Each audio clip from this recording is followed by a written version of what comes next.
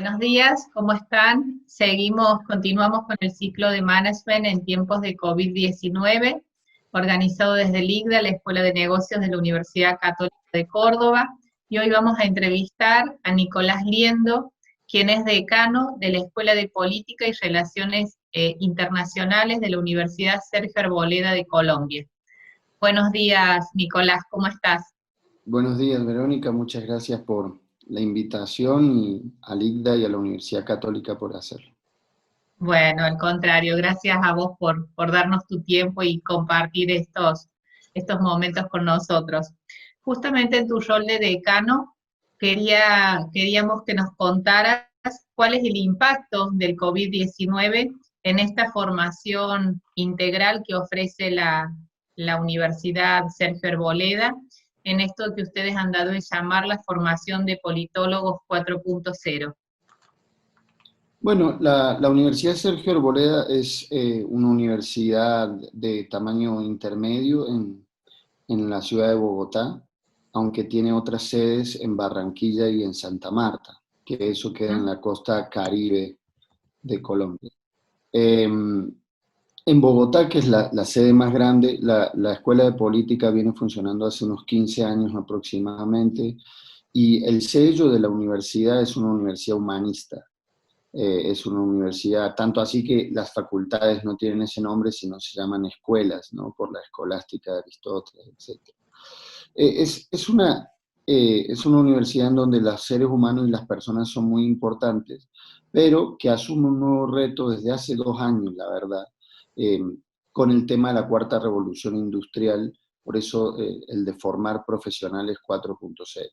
Y en cada una de las áreas, a mí me toca el área de la política y las relaciones internacionales, eh, iniciamos, digamos, este proceso. Lo que pasa es que el COVID nos metió de lleno a hacer algo que iba a ser en un proceso mucho más gradual, mucho más lento, hacia la virtualización, hacia la incorporación de herramientas de software y nuevas tecnologías de golpe, ¿no es cierto? Y bueno, los desafíos son que los profesores, digamos, y los administrativos nos tenemos que adaptar a esta nueva realidad mucho más rápido. La institución misma, siempre las instituciones creo que van a un ritmo de manera natural, ¿no? Más lento. Y los estudiantes, porque muchos creen, bueno, como los estudiantes manejan el WhatsApp, manejan el celular, los estudiantes ya saben, no, no necesariamente. No es culpa de ellos o no, sino que la educación y el ejercicio de la educación de manera profesional y universitaria para la formación superior no es simplemente un WhatsApp, ¿no? Un intercambio dinámico de fotos e imágenes. De tal manera que todos estamos aprendiendo de este proceso. En el caso de la universidad, nosotros hablábamos del 4.0 en esta medida, en intentar integrar los elementos del blockchain, los elementos del big data y otras herramientas que trae la revolución industrial de 4.0, cuarta revolución industrial, al, al estudio y al análisis de la política, que ya existe en parte, ¿no? Ya hay muchos gobiernos que para combatir la corrupción usan el blockchain para ver de qué manera los distintos empresas que participan en licitaciones tienen o han tenido algún tipo de irregularidad en el pasado, cómo articulan su cadena productiva, con quiénes, y si tiene contactos internacionales o no, bueno, digamos, ¿no? Y hacen todo un seguimiento jurídico de eso.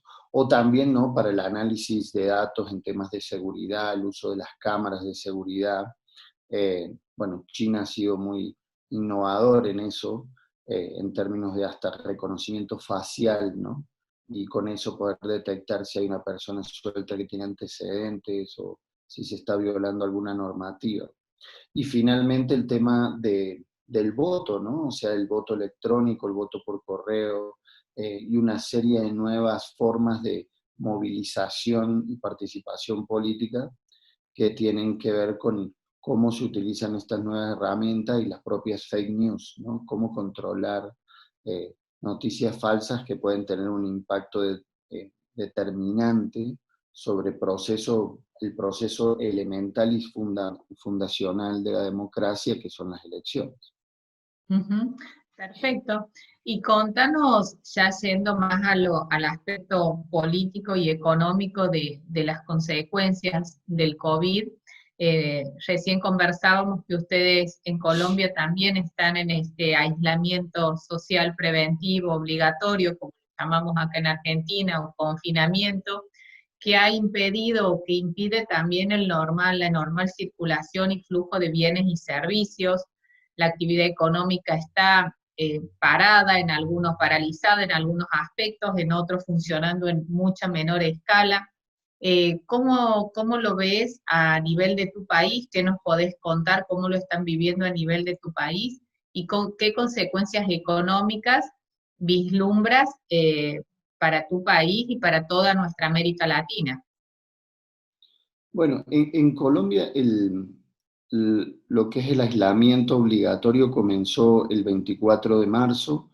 La alcaldesa de Bogotá inició un proceso previo, casi como un experimento, el fin de semana anterior a ese 24 de marzo, eh, que era un aislamiento preventivo, no, o sea, como no obligatorio, voluntario. Y la verdad que tuvo una alta acogencia y luego el presidente aprovechó ese momento que era un fin de semana largo para meterlo obligatorio. La tasa, digamos, de cumplimiento ha sido muy elevado. Colombia está cerca de los 8.000 casos y los 400 fallecidos. Eh, pero tiene una serie de problemas en términos de alcance geográfico histórico, ¿no? Del Estado. La escasa capacidad estatal se refleja en la poca cantidad de ventiladores o de capacidad del sistema de salud a medida que nos alejamos del centro de Bogotá, o nos alejamos de las principales ciudades como Medellín, Cali, Barranquilla. Eh, a medida que nos alejamos de ellas, eh, la infraestructura en el sistema de salud es muy, muy, muy precaria. En ese sentido, acá está absolutamente todo parado. O sea, no hay ninguna actividad abierta hasta hace 2 semanas que el presidente, una semana y media, perdón, que el presidente habilitó eh, unas pocas industrias como la construcción y algunas industrias manufactureras, pero muy, muy específicas, y la aplicación, este es un Estado centralista unitario, aunque a nivel de descentralización, depende de las alcaldías, y las alcaldías carecen mucha capacidad de control, digamos, sobre la implementación. Así que aun cuando ya supuestamente está abierto para pequeñas empresas y sectores de la economía, la mayoría está parado. Eh, Hablando, digamos, del contexto económico, América Latina venía en un momento, digamos, de lentitud en el crecimiento. Se esperaba un crecimiento regional del 1,1. En los últimos 5 años veníamos creciendo menos del 2%, o sea que veníamos muy lento en términos de crecimiento y estancados, o sea, lento y estancados. En ese sentido, en ese contexto regional, hay matices, ¿no? Y Colombia venía siendo el mejor o uno de los mejores del curso en términos de crecimiento económico. Se esperaba un crecimiento del 3,3 para este año, eh, cuando venía de 4 años consecutivos creciendo al 2, algo. O sea, venimos bien en términos de crecimiento. Hay otro problema que es el tema de la desigualdad y cómo ese crecimiento se distribuye, y un Estado que tiene escasa capacidad y unas élites que tienen escasa voluntad redistributiva, digamos que generan que Colombia sea uno de los países más desiguales del mundo, aun cuando crece de manera permanente. Si a eso le sumamos el contexto del COVID y el contexto de la caída de los precios del petróleo al precio más bajo de la historia de que se tenga registro, Colombia depende en un 50% de sus exportaciones del petróleo. Hoy ha cambiado la matriz productiva y depende altamente del petróleo, y mucho menos de sus principales productos agrícolas como el banano, el café, el arroz. ¿sí? Entonces, el plátano, la yuca, las papas. Eso ha ido cambiando, los recursos naturales han tomado mayor valor en el sistema de exportación y eso lo vuelve más dependiente a esa variación de precios y que en este momento están por el suelo, ¿no? En ese sentido, el contexto no podría ser peor para el país.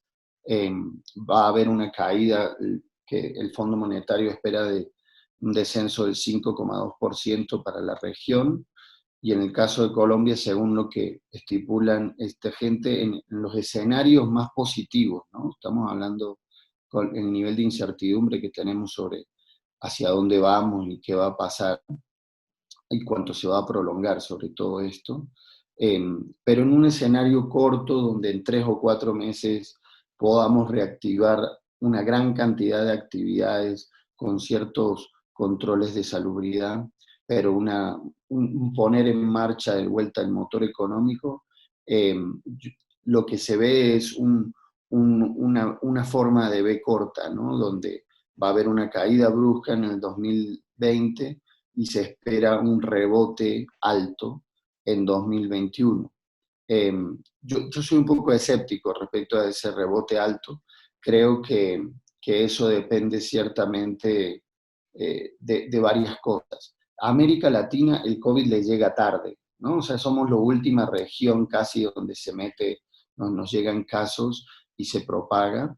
Eso tiene una ventaja en el sentido de que pudimos aprender de la toma de decisiones, ¿no? Un poco por emulación de la toma de decisiones de los demás actores, los tipos de políticas que eran efectivas, como el confinamiento, que ya nos dimos cuenta que sí, aunque hay algunos presidentes como el de México, como el de Brasil, que creen que esto es un cuento chino, ¿no? Y bueno, digamos, ahí están las consecuencias. Brasil tiene 100.000 casos, ¿no? Ya superó a China, tiene más de 7.000 muertos, el 70% de los muertos de América Latina son brasileros. Entonces, ahí hay unas consecuencias serias. Pero en términos económicos, yo creo que ese rebote va a depender de cómo nos volvamos a insertar. En parte el COVID es como un experimento, o creo yo, ¿no? Como un experimento en donde seguimos siendo altamente primarizados en nuestras economías y dependientes externamente, pero vamos hacia un contexto en donde parece que volverá a primar la producción nacional, el compre nacional, volverá a primar un cierto control de las economías, o sea, una cerrazón, unas ciertas políticas antiglobalizantes, eh, y en ese sentido vamos a ver qué herramientas tenemos para aplicar como América Latina, cómo nos compramos entre nosotros. En una época, en los 60, en los 70, empezamos a usar políticas, eh, digamos, de integración regional, que creo que en los últimos 20 años, más allá de cierta integración política, en términos económicos veníamos decayendo, ¿no? La crisis del Mercosur, la CAN, ni hablar, que está absolutamente parada, el CARICOM muy, muy débil. Entonces, cuando midamos esos escenarios, va a depender mucho de la voluntad política, pero digamos, hay pocos países que tengan herramientas para o endeudarse y promover el gasto público eh, a partir de la herramienta externa, o apretar la maquinita, ¿no? Nuevamente, y creo que ya América Latina aprendió el riesgo de eso y que trae la inflación. En el caso colombiano tiene para hacer deuda, el caso colombiano tiene para endeudarse, tiene buenas calificaciones a nivel internacional y la gente está pidiendo, ¿no es cierto?, que rompa un poquito la regla fiscal, porque aquí son muy ortodoxos en el manejo de la macroeconomía. Justamente has llegado al punto a la siguiente pregunta, que era un poco qué orden o qué nuevo orden político global vislumbrabas. Vos haces referencia a esto de países que miran más hacia adentro o hacia sus vecinos con con este intercambio comercial y económico a nivel más de zonas geográficas de países vecinos o limítrofes, y mucho de lo que es producción propia, producción nacional, como base para su industria y su consumo y su mercado. Vos ves cierta depreciación en lo que era el comercio global tal como lo teníamos considerado hasta hace 60 días. ¿Cómo imaginas ese escenario de comercio internacional, Nicolás? Y de relaciones políticas, obviamente, que están detrás de todas esas relaciones económicas y comerciales también. Bueno, en primero, digamos, todo lo que hablamos y digamos un poco como en el aire jugando a Nostradamus, Totalmente, en sí, el sentido de que no sabemos cuándo y sobre todo cómo vamos a salir, ¿no? Eh, pero hay ciertas luces que uno ya va viendo. eh, a ver, en ese sentido yo creo como dos cosas. A nivel macro, eh, a- de, no sé qué rol va a jugar China. O sea, sinceramente, eh, China es como una caja negra, salvo para la gente que es experta en China, que no es mi caso, sobre todo en términos políticos, ¿no? La decisión macroeconómica china se juega mucho en a qué quieren jugar políticamente el Partido Comunista, ¿sí? Y en ese sentido tenemos una enorme inestabilidad en la región, aunque no se vea. Por ejemplo, las amenazas de cambio, supuestamente había muerto, ¿no?, Kim Jong-un en ¿Mm? Corea del Norte. Eso es un país muy importante para los chinos. Corea del Sur fue uno de los mejores en previniendo el tema del COVID. Entonces, esa es una amenaza para China. Entonces, hay una geopolítica que se juega en el marco del Pacífico que está lejos de nosotros y no sabemos qué rol va a jugar China. Lo que sí vemos es una cierta sinofobia, digamos, o sea, en contra de China ya Alemania le metió una demanda a nivel internacional por responsabilizándola del coronavirus. Entonces, quizás en Europa va a haber una cierta alejamiento a esos patrones económicos de China. Y luego, cómo el COVID va a influir las elecciones de Estados Unidos. O sea, si nosotros hablábamos de esto esta entrevista hace 6 meses, uno casi que afirmaba que Trump ganaba las elecciones. Todos los datos mostraban eso. Era muy difícil, un país con pleno empleo. O sea, estamos hablando de menos del 3% de tasa de desempleo. Y en un par de semanas todo se derrumba, se cae fuertemente la credibilidad de Trump, aunque a nivel internacional ya estaba caída, pero digamos hacia el interior no. Eh, Más de 20 millones de personas pidiendo seguro de desempleo. Entonces, y la economía es muy importante en las elecciones de Estados Unidos. Entonces, en ese sentido, yo creo que ahí puede haber un cambio y eso también puede cambiar la forma de relacionamiento por parte de los demócratas del mundo. Eso a nivel macro. Eh, a nivel micro, lo que veo es que vamos a cambiar fuertemente las formas de trabajo hacia una mayor autonomización y menos colectividad, o sea, los sindicatos, los gremios, todas estas formas colectivas que conocimos de finales del siglo XIX y principios del siglo XX, o que fueron preponderantes en esta época, yo creo que van a tener que redefinirse, eh, o vamos hacia asociaciones más voluntarias digamos, de formación y menos obligatorias, ¿no? Es que casi que uno entra a trabajar a un lado y obligatoriamente pasa a ser miembro de un sindicato o un gremio. Eh, Acá yo creo que vamos a ir hacia formas más voluntarias y donde los individuos quieren contractar más ágilmente, contrato con la Universidad Católica, contrato con la Universidad Sergio Arboleda, y la temporalidad y la espacialidad se van a romper, ¿no? Entonces, en ese sentido, las instituciones tradicionales que tenemos, eh, doy el ejemplo de los sindicatos, pero puede ser el propio Estado, eh, o las empresas, van a tener que readaptar a eso y ahí creo que se vienen grandes cambios. Eh, Vamos a ver, porque cuando eso viene, hay una contrarreacción, ¿sí? O sea, no es gratis. La gente quiere mantener el status quo.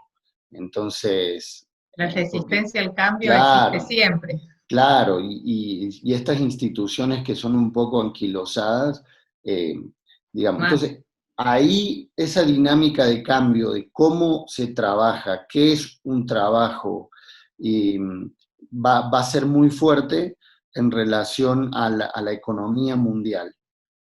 Yo por lo menos eso es lo que mi impresión, ¿no? A nivel local. Y ya justamente a nivel local, y bueno, vos nos podrás contar específicamente de Colombia, de tu país y Ujú. de la región que más conozcas, mucho se habla de la innovación y de la resiliencia estructural que tiene cada comunidad, cada gobierno local y la estructura o el tejido social, económico, productivo para hacer frente a esta crisis y para estar mejor o peor posicionado respecto de esa base para poder salir de ella. ¿Qué ves qué ves en Colombia? ¿Lo ves posicionado? Bueno, ya algo nos has mencionado respecto de lo primario de su economía y algunas otras cuestiones más como esto del gobierno centralista y la falta de capacidad para hacer frente o de dar determinadas respuestas, pero ¿ves a Colombia preparada, ves la región preparada, más allá, como bien vos mencionabas, de las diferencias, como por ejemplo Argentina hoy no tiene más capacidad ni posibilidad de tomar deuda porque está con una deuda insostenible con dichos propios del gobierno actual, mientras que vos me mencionabas que Colombia todavía tiene ese margen de poder utilizar esa herramienta como modo de generar un crecimiento genuino, por lo menos por algún tiempo. Sí, digamos, a nivel macroeconómico, Colombia siempre ha sido muy ortodoxo y hay casi que un consenso eh, en la élite central, salvo un grupo de personas de la izquierda o de extrema izquierda, en que la política económica es neoliberal, ¿sí? Bien. Es decir, es ortodoxa, hay un consenso respecto a la regla fiscal, no se gasta más de lo que se produce o ingresa, la tasa de endeudamiento ha ido creciendo en los últimos años por el proceso de paz y los compromisos para incorporar a la gente de la guerrilla y llevar adelante una reforma agraria, o por lo menos eso es lo que se firmó en el acuerdo de paz, pero, pero aún así es baja, ¿no? O sea, a Ujú. comparación con Argentina. Y creo que tiene mejor calificadoras, o sea, calificaciones en las calificadoras de riesgo, lo cual hace que si adquiere deuda la tasa sea menor. Sin ser yo un experto de esto en economía, ¿no? Pero por lo menos en la parte política. En ese sentido, la mayoría de las voces económicas piden que se endeude un poco más, que sea un poco más jugado el Estado, ¿no? O sea, que gaste más en servicios. El tema es que eso se puede hacer, pero el Estado tampoco tiene tanta capacidad para llegar a todos lados. Y Colombia tiene más de 1.100 municipios, de los cuales la mayoría de esos quedan muy lejos. Hay 3 cordilleras, millones de ríos, entonces es muy difícil llegar a ellos y proveer. En muchos de ellos no hay luz, no hay agua, no hay electricidad de calidad, digamos, fluida para tener internet, etc. Eh, entonces, las cosas más básicas todavía deben ser provistas por el Estado, ¿no? Ese desarrollo. Um, Ahora, respecto a la innovación, eh, Colombia sí viene jugando, y sobre todo el gobierno del presidente Duque, viene jugando un papel muy importante en la innovación desde antes del COVID. El presidente Duque trabajó en el BID, en el Banco Interamericano, como delegado de Colombia, y escribió un librito que se llamaba La economía naranja, eh, con Felipe Buitrago, que es ahora su viceministro de Economía Naranja. Eh, y básicamente Colombia tiene un ministerio de las TIC hace Ujú. varios años. Entonces, este tema lo viene preocupando desde hace mucho tiempo. Hay un cierto consenso en que esto es importante. Y el tema de la economía naranja, con la promoción del turismo, las industrias creativas y culturales y la defensa del patrimonio y las artes, eh, es prioritario para este gobierno, ¿no?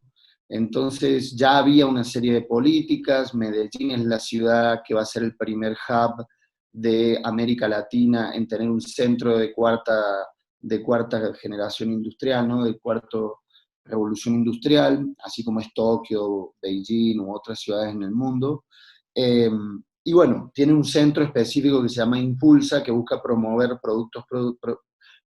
emprendimientos productivos de innovación. Entonces, en ese sentido, hay una intención y la institucionalidad está jugada con el tema de la innovación y la creatividad desde esferas diferentes y no solo desde la empresa tradicional grande, sino desde las micro y medianas empresas. Y en ese sentido yo creo que acá hay algo para decir, y es que el COVID nos da un momento donde las instituciones, o sea, ¿por qué la innovación y tu pregunta es tan importante?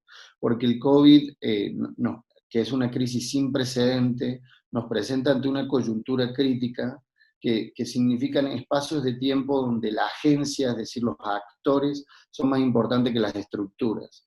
Y todos estamos dispuestos a hacer cambios que no estábamos dispuestos, ¿no? O sea, por ejemplo, ¿cuántas personas nos sintonizarán y nos mirarán este video para escuchar a dos personas hablar sobre este tema, que de otra manera en la cotidianeidad normal, porque esto es un momento anormal, no sé cuánto lo harían, ¿no?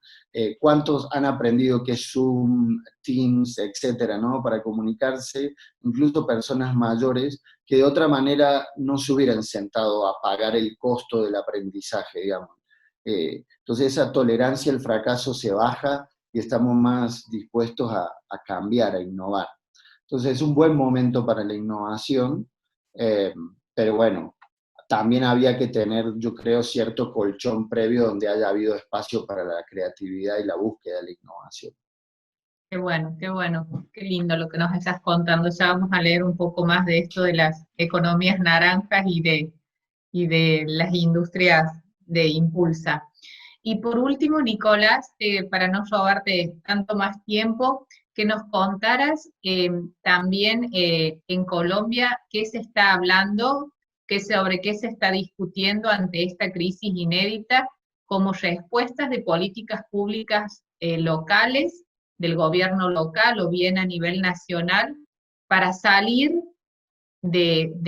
para hacer frente al post-coronavirus, digamos, cómo se imaginan saliendo de esta crisis y viviendo esta nueva normalidad que seguramente no va a ser igual, como vos bien decís, a lo que vivíamos antes, porque de hecho hemos adoptado otros hábitos en cuanto al estudio, en cuanto al relacionamiento, en cuanto al trabajo, en cuanto a nuestros hábitos de consumo, totalmente diferentes, bueno, un poco apremiados por toda esta situación.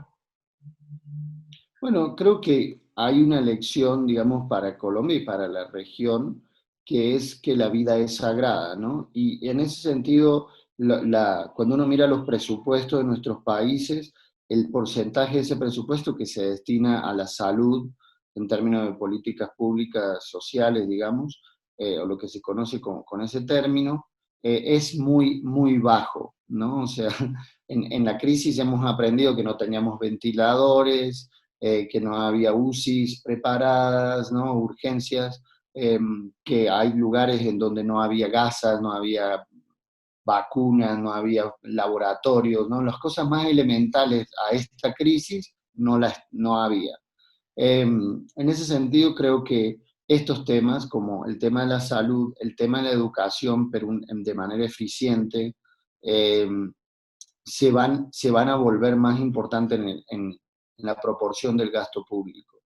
Y adquiere nueva importancia o una reflexión aún más grande el tema del medio ambiente o cómo estamos desarrollándonos, ¿no? Un poco una reflexión de cómo nos estamos desarrollando. Veo en este momento un menor consumo, la gente dándose cuenta al estar en la casa de que con 5 o 6 pares de ropa es suficiente, no un vestuario tan grande, ¿no? Que la comida es esencial, pero que la calidad de la comida y cómo nos higienizamos también. Entonces, en ese sentido, yo espero políticas públicas mucho más orientadas, con un enfoque de, bueno, vamos a hacer esto, pero cómo esto impacta en la vida de todos. Y sobre todo, un fortalecimiento de los sistemas de salud, una renovación abrupta y grande de la educación, saliendo una transición más rápida, le van a poner como fast forward, digamos, a la transición hacia lo 4.0, hacia la virtualidad, una transición en donde usted pueda tomar un curso en la Católica, otro en la Sergio Arboleda y otro en Harvard, y con eso te gradúes de management, ¿no? O sea, de profesional en management. Entonces, ese nivel de flexibilidad va a aumentar y veo que va a haber ciudadanos más demandantes de la calidad de los servicios que demos. Y la presencialidad se va a volver más relativa. Somos muy dependientes todavía de esto de que hay que estar allí, y creo que eso también va a cambiar. Pero bueno, esto va a llevar tiempo, ¿no? No va a ser de un día para el otro. En cierta medida, como hablábamos recién, hay una enorme tendencia hacia el cambio, pero también va a haber una enorme contrarreacción o inercia institucional que busca detener esos cambios, ¿no? Y bueno, dependerá un poco, en cierta medida, de los liderazgos en cada uno de los países, pero también socialmente cómo se pueda sortear los dilemas de esta inercia institucional y de la voluntad de cambio generalizada que se vislumbra. Y ahí encontraremos el equilibrio, si Dios quiere. Esperemos. Bueno, muchísimas gracias, Nicolás, por tu tiempo. La verdad que un gusto reencontrarte. Sabemos que sos egresado de nuestra universidad, así que un Sí. placer mayor también por eso. Y bueno, saludarte, transmitirte todo nuestro afecto y agradecimiento, y te damos estos minutitos para que des reflexión final. Gracias, Verónica, gracias a la universidad, que quiero con muchísimo. Siempre recuerdo a la gente también de la Facultad de Ciencia Política, donde me crié, y al campus, lugares maravillosos que siempre tendré en mi corazón. No, yo simplemente creo que este experimento, esta cosa que estamos viviendo, situación tan crítica que estamos viviendo, nos ha vuelto a recordar qué es lo importante, ¿no? Entonces, volver a la casa, preservar la vida, ya sea de manera autónoma, o sea, el autocuidado, así como también cuando el Estado nos impone que nos quedemos en la casa, que somos socialmente responsables de los efectos, porque podemos ser portadores sin saberlo y tener consecuencias nefastas sobre la sociedad. O sea, uno puede hacer daño sin querer. La segunda cosa es que la familia es fundamental, es lo que está en la casa, es lo que nos construye. Y bueno, que hay que redefinir la relación de cómo consumimos y cómo nos relacionamos con la economía. Ahí es donde veo mayores posibilidades de redefinición, perdón, social o de manera colectiva. Así que bueno, se vienen tiempos interesantes de grandes cambios. Hay que tener paciencia, a nuestros estudiantes les pedimos paciencia, todos estamos aprendiendo en el proceso. Y bueno, entre todos con amor y tolerancia saldremos adelante. Bueno, muchísimas gracias, Nicolás. Un gran saludo. Gracias, gracias.